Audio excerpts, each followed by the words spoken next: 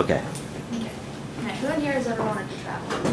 Pretty much a lot of people. Have you ever thought about traveling to Japan? Pretty much nobody. Okay, well, you wanted to. No, I'm hoping after this, most of you will want to go. So, my reasons for why everyone should move to Japan are cherry blossoms. They're very symbolic in the Japanese culture, mainly because when they start typically around the beginning of April, which is also when Japanese children are going back to school, they're starting their new school year, and also when companies are starting their new business year. So they associate it with new beginnings. And whenever they bloom, they go to the parks and they'll have picnics and basically have like a big family gathering and family reunions and stuff. So it's a big ordeal over in Japan. Another thing they do is they take their movies very seriously, which that is actually from an anime, several animes called Gundam, and it is it's a mobile suit where they have these pilots who will basically fly around the galaxy and they fight each other. And if they ever actually make anything like this, we're all screwed. But it's really cool. Anime is a very, very big thing. Anime is like a cartoon, sort of in a way. It's a very intense cartoon, depending on what you're watching. But they have many, many different kinds. Gundam is one of the most popular. Another thing they like to take seriously is their food.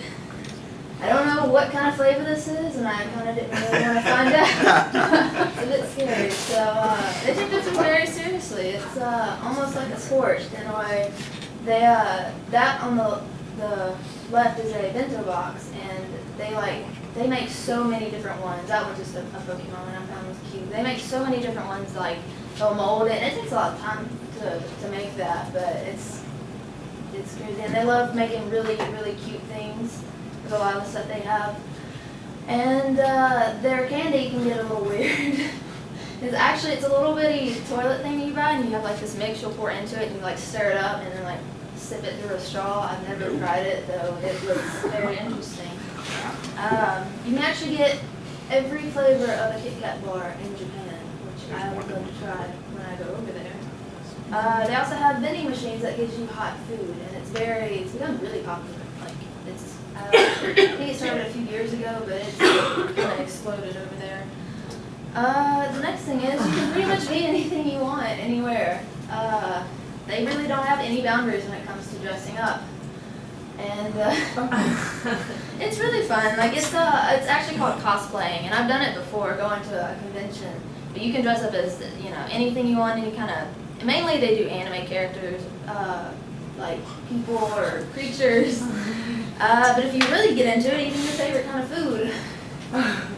They really have no boundaries at all. But it's a really fun thing. Like when I went to Comic-Con and I dressed up, there's so many different people there. They are all dressed up. You meet like a bunch of interesting people, and it's really a fun environment. There's no judgment there. I mean, yeah, when you walk around, it was in New Orleans. When we walked around New Orleans, which I'm sure they've seen worse, it's just you'll get looks around people who don't know what it is. But when you're with those people, it's a lot of fun. You just get to let loose and not really worry about what everyone thinks.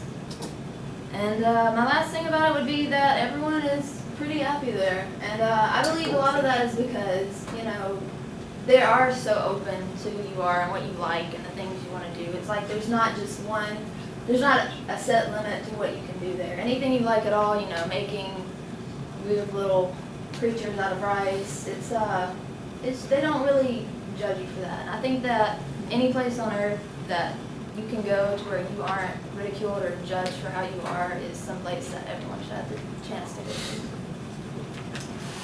All right. Very good.